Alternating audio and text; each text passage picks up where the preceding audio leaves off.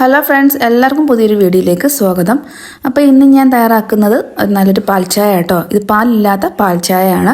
അപ്പോൾ പെട്ടെന്ന് വിരുന്നുകാരൊക്കെ കയറി വരുവാണെങ്കിൽ പാലോ പാൽപ്പൊടിയോ ഇല്ലാതെ നമുക്ക് നല്ല കിടിലൻ പാൽച്ചായ തയ്യാറാക്കി കൊടുക്കാം. അപ്പോൾ വീഡിയോ ആരെങ്കിലും സബ്സ്ക്രൈബ് ചെയ്യാതെ കാണുന്നുണ്ടെങ്കിൽ ഒന്ന് സബ്സ്ക്രൈബ് ചെയ്ത് സപ്പോർട്ട് ചെയ്യണേ. ഇനി നമുക്ക് വീഡിയോയിലേക്ക് കിടക്കാം. അപ്പോൾ ചായ തയ്യാറാക്കാൻ വേണ്ടി ഞാനൊരു സോസ് പാനിൽ കുറച്ച് വെള്ളം വെച്ചിട്ടുണ്ട്. ഇത് 2 കപ്പ് അളവിൽ ഉള്ള ചായയാണ് ഞാൻ തയ്യാറാക്കാൻ പോകുന്നത്. അതിനുവേണ്ടി 1 കപ്പ് വെള്ളമാണ് തിളപ്പിക്കാൻ വെച്ചിരിക്കുന്നത്.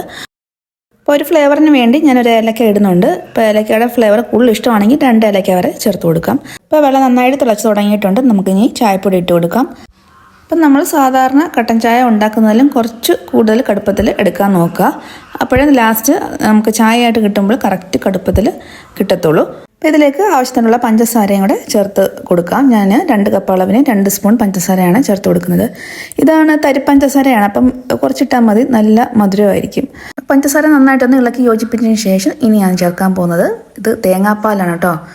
നല്ല കട്ടി തേങ്ങാപ്പാലാണ് എടുത്തേക്കുന്നത്. 1 കപ്പ് തേങ്ങാപ്പാൽ. അപ്പോൾ അത് ചേർത്ത് കൊടുക്കാം. ചേർത്ത് കൊടുക്കുന്ന സമയത്ത് ഫ്ലെയിം നന്നായിട്ട് കുറച്ച് വെക്കണം. ഇത് തിളയ്ക്കാൻ പാടില്ല. തിളച്ച് കഴിഞ്ഞാൽ തേങ്ങാപ്പാൽ പിരിഞ്ഞു പോവും. അപ്പോൾ തിളച്ച് പോകാതെ നന്നായിട്ട് ചൂടാക്കിയെടുക്കാം. അപ്പോൾ ഈ സമയത്ത് കടുപ്പവും മധുരമൊക്കെ കുറവാണെങ്കിൽ നമുക്ക് അല്പം ചായപ്പൊടിയും പഞ്ചസാരയും ചേർത്ത് കൊടുക്കാം. അപ്പോൾ ഞാനിപ്പോൾ അല്പം ചായപ്പൊടി ചേർത്ത് കൊടുക്കുന്നുണ്ട്. ഞാൻ സാധാരണ ചായ കുടിക്കുന്നത് അല്പം കടുപ്പത്തിലാണ്.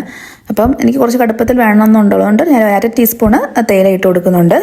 അപ്പോൾ ചായ ഇവിടെ നന്നായിട്ട് ചൂടായിട്ടുണ്ട്. തിളയ്ക്കരുത് കേട്ടോ, തിളയ്ക്കാതെ നോക്കണം. ഇനി നമുക്കിത് അരിച്ചെടുക്കാം. അരിച്ചെടുത്തതിന് ശേഷം നമുക്ക് കപ്പിലേക്ക് മാറ്റാം.